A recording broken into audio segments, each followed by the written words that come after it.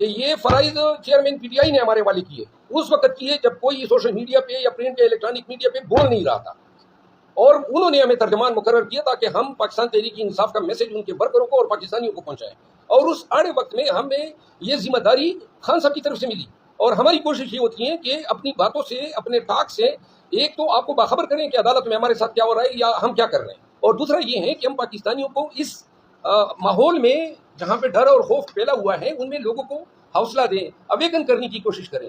हमने यहाँ तक सोशल मीडिया का इस्तेमाल किया है, और जब भी पाकिस्तान तहरीक इंसाफ के अपने लोग नॉर्मल हालात में वापस आएंगे तो ये उनके मनासिब हैं, हमें कोई इन मनसबों से चिमटने का कोई शौक नहीं है। और इलेक्शन जो है, इलेक्शन मैंने पहले भी जवाब दिया था, मेरा अपनी इन खिदमात के इवज कोई मुआवजा किसी शक्ल में हमें दरकार नहीं है। मेरी कोई ख्वाहिश नहीं है कि मैं इस सियासत में जाऊं या पार्लियामान में जाऊं, क्योंकि जो हमारी अपनी लाइफ है वो बदरजा बेहतर है, आज़ाद लाइफ है, जिधर जाते हैं या अपना मतलब है कि अल्हम्दुलिल्लाह बड़ी कामयाब प्रैक्टिस है, फिर सिविल जज से लेकर सुप्रीम कोर्ट तक वकालत करते हैं। इसका नमुबदल कोई वजारत नहीं हो सकती है, न कोई पॉलिटिकल सेलिब्रिटी हो सकता है।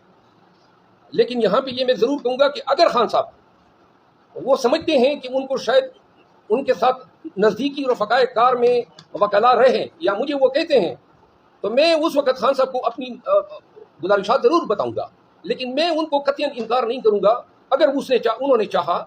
लेकिन मेरी ज़ाती कोई ऐसी ख्वाहिश नहीं है, और मैं उनको ज़रूर बताऊँगा कि अगर कोई भी जो है लीडर जिसको, और हम वोट हम पाकिस्तान तहरीक इंसाफ को देंगे, कैंपेन भी करेंगे और डंकी की चोट। आपने अपने ट्वीट में कहा है कि मैं रिपोर्ट से चुका हूँ एक गद्दार की वजह से। आप तो बिल्कुल आजाद फिर रहे हैं, इस्लामाबाद हाई कोर्ट भी आए हैं, इधर भी आए हैं, तो ये इसका क्या सख्त ट्वीट बड़ा आपने एक ट्वीट किया, इसके पीछे क्या वजह है, कौन पीछे लगा हुआ है? आप फिर बाद में भी खबरें जरा पढ़ लेना। मैं रिपोर्ट हुआ था 2 या ज़्यादा से ज़्यादा 3 अयाम के लिए। वजह ये थी कि आजकल आपको पता नहीं होता है और आप पे पर्चा हो चुका होता है, तो मुझे अंदेशे थे कि पंजाब में या इधर इस्लामाबाद में, क्योंकि ये रोज़ाना इन सब लोगों को घसीटते हैं अदालतों में, आईजी को, डीसी को, आप लोग देखते हैं, और ये कोई लोग मुझसे खुश तो नहीं है, सब जो हैं उनकी बस नहीं चल रहा है कि क्या करें इसके साथ। आईजी इस्लामाबाद पे पर्चे का ऑर्डर मैंने कराया, और ये शाहरियार अफरीदी या शांताना गुलदार की रिहाई क्या इन लोगों को काबिल कबूल है? किसी को कोई खुश है हमारी इस मेहनतों से? ये जो हम रोजाना बीसियों रिट दायर कर रहे हैं पाकिस्तान तहरीक इंसाफ को, परसों में पेशावर गया, इससे पहले कभी पिंडी बेंच जाते हैं, वो पकड़ रहे हैं, हम छुड़ा रहे हैं ना। तो लिहाजा मेरे साथ जो हालात वाक़यात थे, इस पे मुझे कन्फर्म हुआ जब मैंने ट्वीट दी, तो ट्वीट के बाद जो पाकिस्तान तहरीक इंसाफ के कोर कमेटी के 2-3 सीनियर मेंबरान ने मुझसे रब्ता किया, हमारी डिस्कशन हुई, और इस पर उन्होंने कहा कि इससे पार्टी में शायद अफरा तफरी पहले या डिसअपॉइंटमेंट पहले, तो लिहाजा मैंने वो ट्वीट उनके कहने पे वापस ली। लेकिन ये फैसला ज़रूर हुआ है कि जिन लोगों ने कोर कमेटी की प्रोसीडिंग जो है शेयर की है, उनका एहतसाब ज़रूर होगा, और वो खान साहब खुद करेंगे।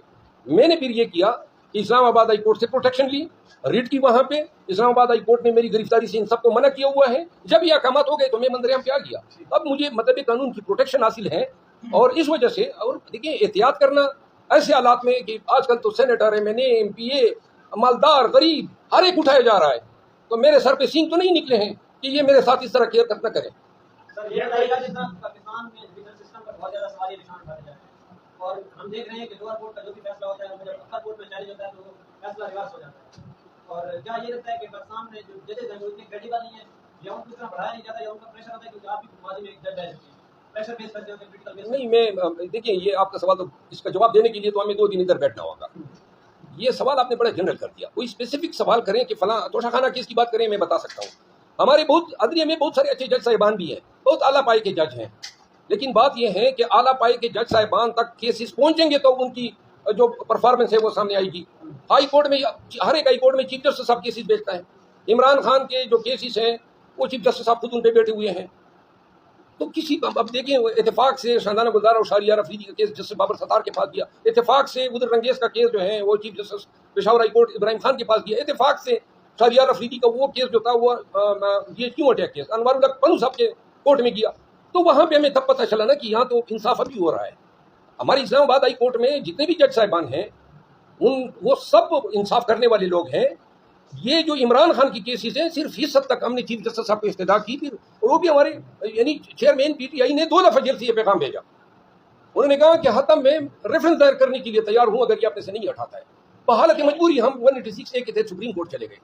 लिहाजा देखिए पूरा सिस्टम, पूरा अदालती निज़ाम जो है उसको मोरिद इल्ज़ाम नहीं ठहरा सकते हैं, लेकिन जो कोताहियाँ हुई, जो कमजोरी अदलिया ने दिखाई बहैसियत इदारा, चाहे वो हाई कोर्ट के जज हो, चाहे वो डिस्ट्रिक्ट जुडिशरी हो, पाकिस्तान में जो ये जो ड्रामा रचाया गया 9 मई के बाद और आवाम को जिस तरह बेतवकीर किया गया, हकूक पामाल किए गए, अदलिया ने वो किरदार नहीं अदा किया बहैसियत इदारा जो इनकी फ़राइज़ का जो हिस्सा था, जो इन्होंने आइन के तहत लाजिमान अदा करना था। ये बताइएगा कि एक तरफ जावेद अली साहब आज प्रेस कॉन्फ्रेंस करते हैं, सलूबे लबाब ये बताया कि नवाज शरीफ की वतन वापसी के लिए अभी लेवल प्लेइंग फील्ड नहीं। दूसरी जानब उन्होंने अदलिया के बारे में कुछ ऐसे इल्ज़ामात से नवाजा। अब आप एक कानूनदान भी, अब अदलिया के ऊपर इस तरह के जो इल्ज़ामात लगाए जा रहे हैं, इसके ऊपर आपका कमेंट चाहिए। और दूसरा, जो वज़ीर आज़म हमारे निगाह वज़ीर आज़म, उन्होंने गुज़श्ता रोज़ा एक बात करते हुए कहा कि हम लोग यही पॉलिसी गुज़श्ता हुकूमत की पॉलिसियों को लेकर आगे चलेंगे। तो क्या समझते हैं कि पाकिस्तान की जो मैशियत है, अगर उन्हीं पॉलिसियों पर कब्जा नहीं तो पाकिस्तान की मैशियत कहीं डूबने तो नहीं जाए? देखिए, निगरान हुकूमत के तो बड़े लिमिटेड इख्तियारात हैं, न वो कोई पॉलिसी दे सकते हैं, न पॉलिसी आगे चला सकते हैं। इनका काम है रोज़मर्रा बुनियादों पे ये कोई पॉलिसी फार्मूलेट ही नहीं कर सकते हैं, ये तबादले नहीं कर सकते हैं, ये फिल इन द ब्लैंक्स हैं जो अभी बैठे हुए हैं। कानूनन और आईनन इनके इख्तियारात ख्वाजा आसिफ के केस में स्पेल आउट हो चुके हैं। दूसरी बात, आपने ये क्या नाम बताया उनका, जावेद लतीफ़ साहब की बात की आपने। जावेद लतीफ़ साहब और जावेद लतीफ़ जैसे बहुत सारे जो नून के ये गमाशते हैं, ये सुप्रीम कोर्ट के लिए जो ज़बान इस्तेमाल कर रहे हैं, ये सब एक कंटेम्प्ट की मार हैं। और आपने देखा था यही नून का वो जो सेनेटर था सफ़ेद बालों वाला, क्या नाम था उसका, निहाल हाशमी, उसका आप याद करें ना, जिस ठोन और टेनर में वो धमकियां दे रहा था, और फिर वो भी याद करें जब सुप्रीम कोर्ट में फिर तलाल को आप भूल गए हैं। ये सब जो हैं ये अपने